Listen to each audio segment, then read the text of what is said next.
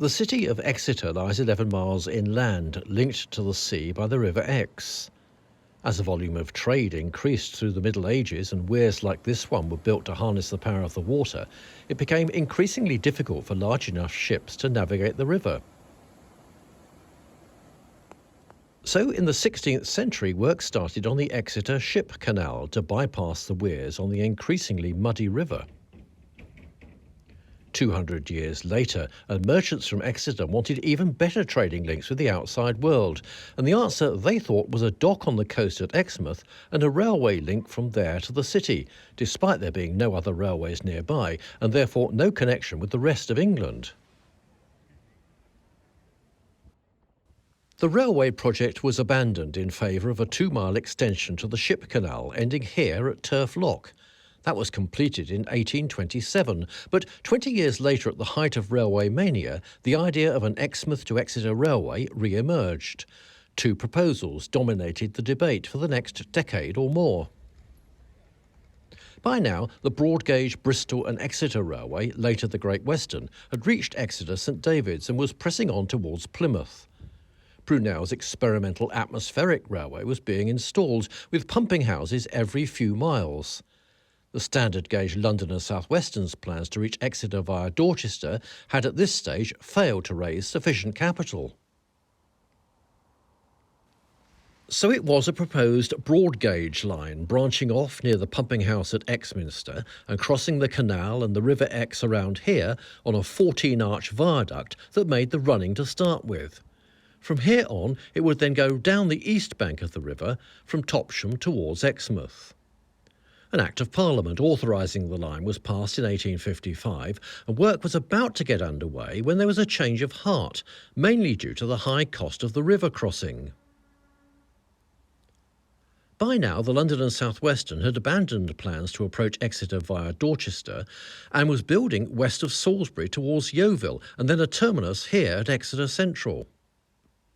The team behind the Exmouth Railway thought that it would be cheaper to link with this new line, keeping to the east bank of the river all the way into the city, and thus avoiding the expensive river crossing and the viaduct associated with the link to St David's and the GWR. This was all agreed, and an Act of Parliament was passed in the summer of 1858.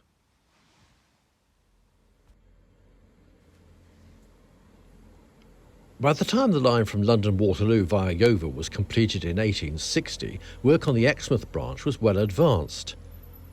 It was completed a year later, as this plaque on Exeter Central Station testifies.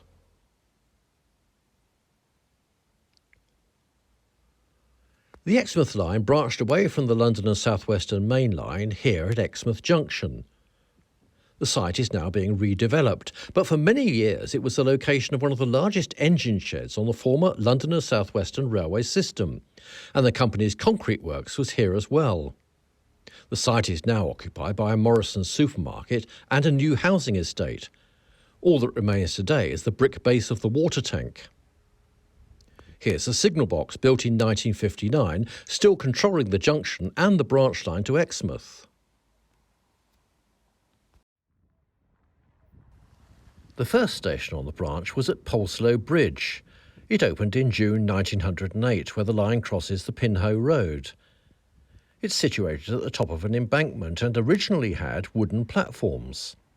These were replaced by concrete ones cast at Exmouth Junction in 1927.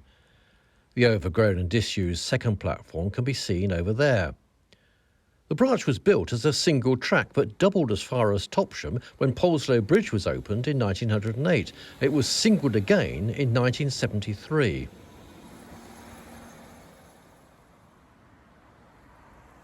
The entrance to the down platform can still be seen by the bridge over Pinhoe Road. A ticket office was situated on this side and there were steps up to the platform. You can still see where they were. The next stop on the service to Exmouth is at Digby and Sowton. The station opened in May 1995, near the site of the earlier Clyst St Mary and Digby Halt, which, like Poleslow Bridge, was opened in 1908. It was next to the bridge over the Sidmouth Road, a little to the north of the modern station, and closed in 1948. For many years, Exmouth branch line trains terminated at Exeter Central Station using a bay platform, but more recently, Exmouth has been served by a half-hourly service to and from Paignton.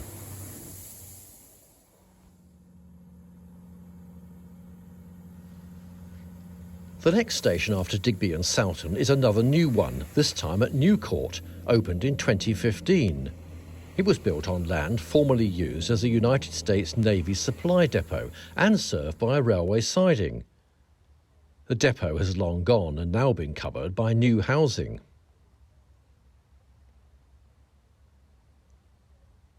And so to Topsham, where the station was designed by Sir William Tite, who was also responsible for similar buildings along the Yeovil to Exeter main line. It, along with the signal box, which still contains its lever frame, are Grade 2 listed. Today, trains pass at Topsham, with the points and the crossing gates controlled by the signal box at Exmouth Junction. 3 different diesel multiple unit types serve the branch from a depot at Exeter St David's. Here we see 2 Class 150 units working together. They're now almost 40 years old.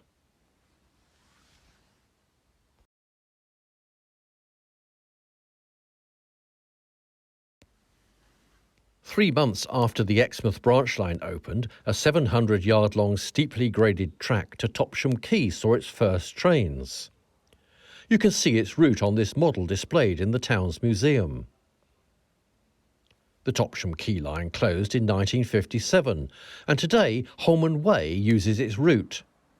The old bridge over the railway still remains. Ships too large to reach Exeter via the canal would unload here onto trains, which would then carry their cargo into the city. This was where the branch line reached the river, but nothing much remains today to show there was ever a railway here.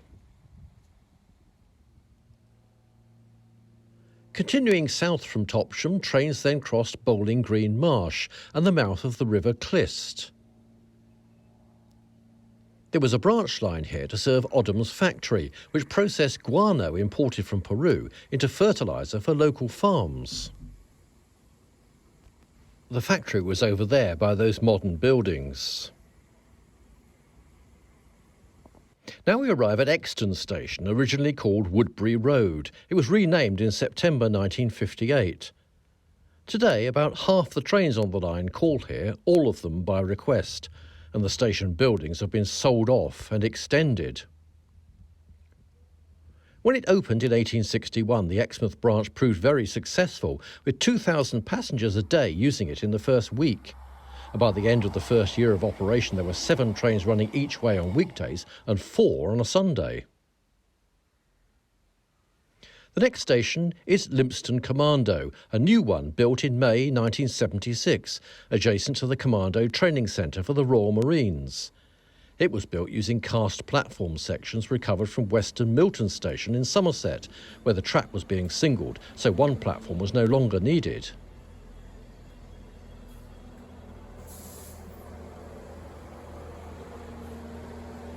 From here, the Exmouth branch line and the adjacent cycle track follow the River Exe estuary to the next station at Lympstone Village. It was opened in 1861 and renamed in 1991. Trains used to be able to pass here, but the second platform on the left is now overgrown. Here we see a Class 158 diesel unit working the line. These are seen either as 2 or 3 car trains.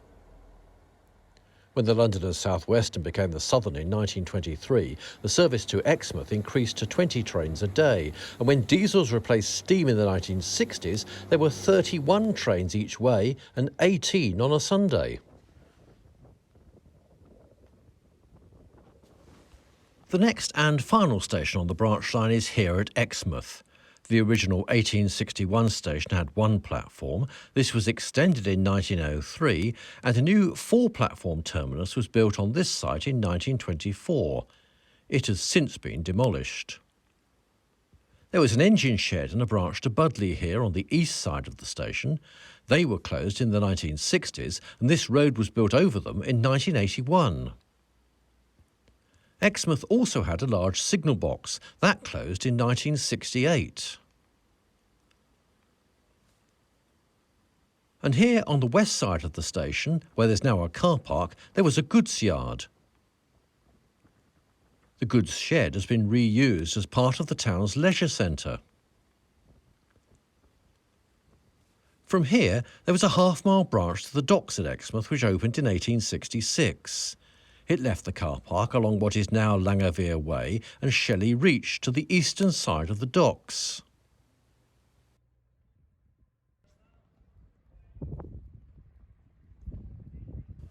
The whole area has been redeveloped and there's no evidence of the railway here today. Although the Great Western was rejected as an option for the branch to Exmouth, the company did play a part in developing Exeter Quay, with a branch opening in 1867. This dual-gauge wagon turntable remains there to remind us of days gone by.